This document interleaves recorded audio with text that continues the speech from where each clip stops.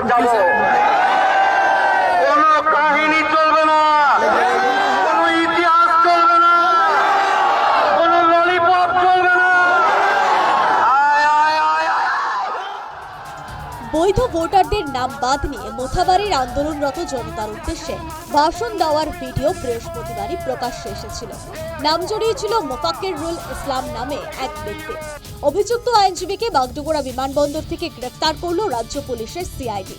মোফাক্কেরুলের গ্রেফতারের খবর প্রথম জানান এডিজি কে জয়রামান। মোফাক্কিরুল ইসলাম করে একজন প্রবেবলি অ্যাডভোকেট, ও ইটাহার থানার বাসিন্দা। ও মেইনলি ইনস্টিগেট করছিল। ওর নামে আমাদের কালিয়াচক থানাতে 3টা কেস হয়েছে। হি ওয়াজ সিন ইনস্টিগেটিং পিপল। তো ওকে আমরা আজকে সকালে বাগডোগরা এয়ারপোর্ট থেকে ডিটেইন করেছি। তবে গ্রেফতার হয়েও ভোটারদের নাম বাদ যাওয়া ইস্যুতে আন্দোলনে অনড় মোফাক্কেরুল। ডিলিট হয়ে যাওয়া বৈধ ভোটারদের আন্দোলন চলবে। ডিলিট হয়ে যাওয়া ভোটার যতক্ষণ না উঠছে বৈধ ভোটার আন্দোলন চলবে। কি কারণে হয়ে যাওয়া ভোটার যতক্ষণ না উঠবে ততক্ষণ আন্দোলন চলবে। এসআইআর এর নাম করে যে সমস্ত মুসলিম মানুষদের ভোটার করে দিয়েছে বা ডিলিট করেছে, যাদের নাম হয়নি, তাদের আন্দোলনে সহযোগিতা করতে গিয়ে, যদিও ওই আন্দোলনটা আমি করিনি, আমি কলকাতা থেকে আলিপুরদুয়ার যাচ্ছিলাম, ওই আন্দোলনের পাশ দিয়ে যাচ্ছিলাম, সেখানে বক্তব্য দেওয়ার কারণে আমার জন্য কোনো জজ সাহেব অ্যারেস্টও ছিল না আর আটকও ছিল না। আমি ন্যাশনাল দিয়ে আসছিলাম, আর ঘটনা ঘটেছে মোথাবাড়িতে, তার জন্য অ্যারেস্ট হলাম আর কি। বাগডোগরা এয়ারপোর্টে মামলার কাজে যাচ্ছিলাম ওইখান থেকে। এখন বাগডোগরা থেকে বাগডোগরা থানায় যাব, থানা থেকে তারপরে হয়তো মালদা বা বিভিন্ন জায়গায় নিয়ে যাবে।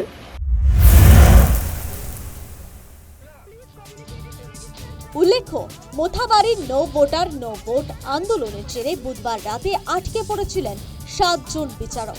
সেই ঘটনায় কড়া মনোভাব প্রকাশ করে সুপ্রিম কোর্ট। পুলিশ সূত্রে খবর, মোথাবাড়ি কাণ্ডে 19টি মামলা দায়ের হয়েছে। মোট গ্রেফতার 35 জন। এর মধ্যে বৃহস্পতিবারই গ্রেফতার করা হয়েছিল আইএসএফ প্রার্থী শাহজাহান আলী কাদরি সহ 18 জনকে। শুক্রবার ধৃতদের আদালতে পেশ করা হয়। ভোটে প্রার্থী হওয়ায় ধৃতের আইনজীবী আদালতের কাছে মনোনয়নের আবেদন জানান। মালদা জেলা আদালত শাহজাহান আলী কাদরিকে মনোনয়ন পেশের অনুমতি দেন। আমরা একটা পিটিশন দাখিল করেছিলাম কোর্টে। ওর ওই পিটিশনটা অ্যালাউ করলেন। পিটিশনটা ছিল যে আমার ক্লায়েন্ট শাহজাহান আলী কাদরিকে যেন নমিনেশন করা হোক।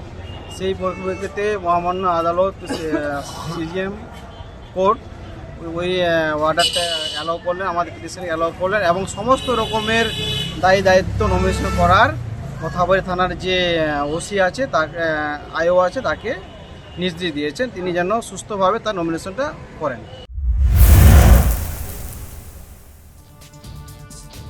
এদিকে গ্রেফতারি নিয়ে ক্ষোভ উগড়ে দিয়েছে ধৃতদের পরিবারের সদস্যরা। বললো কি যে আমি অ্যারেস্ট হয়ে গেছি এই অমুক জায়গায়, কিন্তু অমুক জায়গায় যাচ্ছিলাম। মালদায় যে একটা আন্দোলন করছিলেন সেটা দেখে না, ও বলছি যে আমি ওটাতে ছিলাম না, ওটাতে আমি আসছিলাম, আমাকে জবরদস্তি করে বক্তব্য দিতে নিয়ে গেছিলো যে আমাকে ধরেছে। আমি যাচ্ছিলাম অন্য কাজে বাগডোগরা। আচ্ছা, আমি ওটা কাজে আসিনি। আমার ভাইকে অ্যারেস্ট করা হলো কেন? কেন হলো? আন্দোলন শুধু আমার ভাই একাই করেনি, করেছে অনেকে, লক্ষ লক্ষ মানুষ আন্দোলন করেছে। কেন? ভোটার হওয়ার জন্য। ভোট না হয়ে ভোট ডিক্লেয়ার করে দিলেন আমাদের নির্বাচন কমিশনার, ভোট ডিক্লেয়ার করে দিলেন, তার উপরে আন্দোলন শুরু করলো, আর আন্দোলনে মাত্র কয়েকজন অ্যারেস্ট। তাহলে লক্ষ লক্ষ মানুষ গেল কোথায়? সবাইকে তাহলে নিয়ে গেল কোথায়? সবাইকে অ্যারেস্ট করা হলো।